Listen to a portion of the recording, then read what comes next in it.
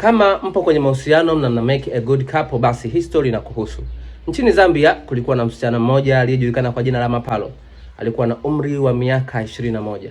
Kisha kulikuwa na kijana mwanaume alikuwa anajulikana kwa jina la Mwika mwenye umri wa miaka 29. Story ilikuwa hivi. Mapalo alijiunga na chuo cha Unesi Chitonga kinachopatikana wilaya ya Selenje, mkoa wa Kati nchini Zambia. Na alipokuwa chuoni hapo, siku moja katika group study za anatomy alikutana na huyu kijana Mwika. Mwika alikuwa na akili genius.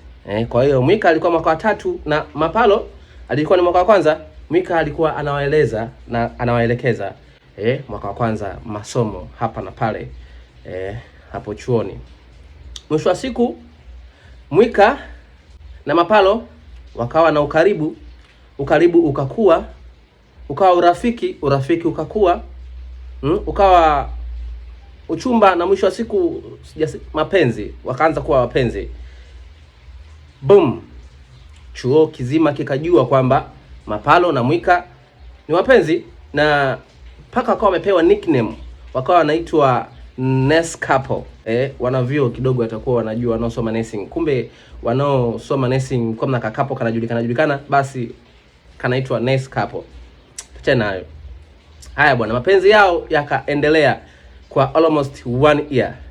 Na Mapalo alivyoingia mwaka wa pili, big mistake, akapata mwanaume mwingine ambaye pia na yeye ni mwanafunzi, Patrick. Hajajulikana alikuwa ni mwanafunzi wa mwaka wa kwanza au ni mwanafunzi wa mwaka wa pili au ni mwanafunzi wa mwaka wa 3, hajajulikana bado, lakini alikuwa ni mwanafunzi mwenzie anaitwa Patrick ambaye alikuwa ni side chick. Walianzisha mahusiano ya pembeni.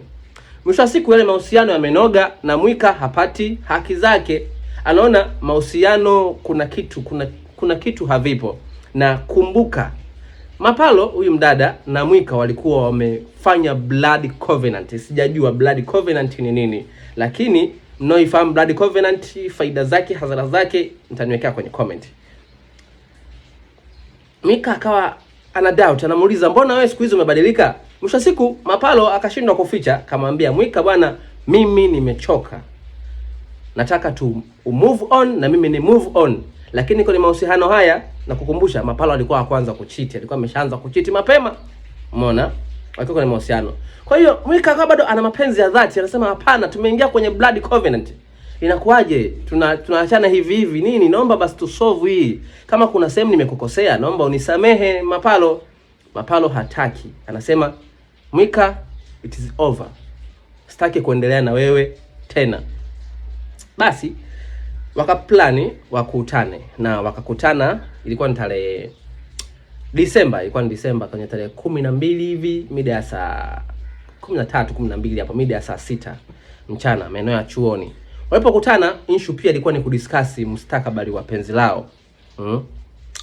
Basi katika kudiscuss, Mapalo bado anasimamia msimamo wake kwamba mimi hapana, nimeshapata mwanaume mwingine anaitwa Patrick, kwa na wewe na kuomba tuachane na wewe utafute mwanamke mwingine. Lakini Mwika alikuwa na mapenzi ya dhati sana, anasema hapana, naomba tuendelee.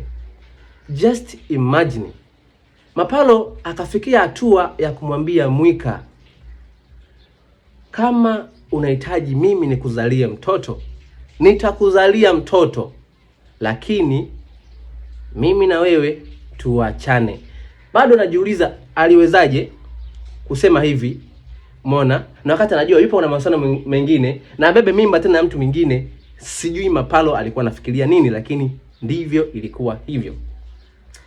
Na akaongeza akamwambia, naomba leo tufanye mapenzi kwa mara ya mwisho. Na walifanyia polini. Nadhani mwanaume, nadhani kwa akili ya kawaida anajiuliza wakati naichimba hii story, nadhani mwanaume alikuwa anajaribu kumwambia basi twende Tageto. Mwanamke anasema hapana, miaka 29 na miaka 21 kufanyia mapenzi vichakani ni sio jambo la kawaida. Nadhani Mapalo alikataa, akasema basi hapa mimi nikitoka tumemaliza mimi na wewe, tumalize tu hapa. Basi wakafanya mapenzi hapo msituni. Baada ya kufanya mapenzi kwa mara ya mwisho, Mwika kainuka tena akamwambia, hapana, naomba tuendelee kwenye haya mahusiano. Tumefanya blood covenant. Sijajua alifanya nini kwenye blood covenant, walinena nini. Mwika akasema hapana, mimi na wewe bas, nipo na Patrick. Mwika alikuwa ameshachoka na haya mahusiano. Sijajua imekuwa ni kwa haraka kiasi gani. Mapalo alikuwa ameshachoka. Basi Mwika akaona usitanie, kamvizia, kamkaba shingo, kamuua.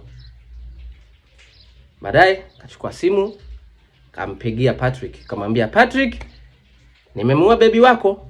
Umeona, kwa sababu yeye alikuwa anataka tuachane na mimi na yeye tumefanya blood covenant, hatuwezi tukaachana hivi hivi. Kwa nimemuua, yupo sehemu fulani kwenye huu msitu, njoo utamkuta. Na mimi sasa hivi I'm on my way kwenda kujifanyaje, kujiua, na simu yangu utaikuta ikiwa haina password, yani natoa kila kitu.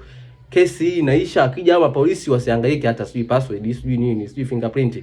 Mimi naenda kujiua. Mpenzi wako akamuelekeza kwamba mpenzi wako nitapata sehemu fulani na mimi naenda kujinyonga.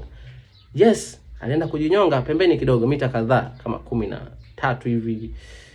Sijui kilomita ngapi, akaenda kujinyonga pembeni.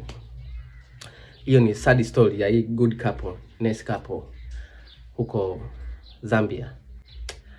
Na niulize swali, hii blood covenant ni nini? Waga wanafanya nini kwenye blood covenant? Naomba mniambie.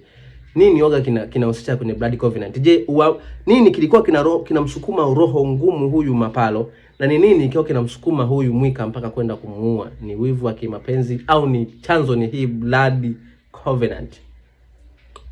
I go by the name 5 Chance. Thank you.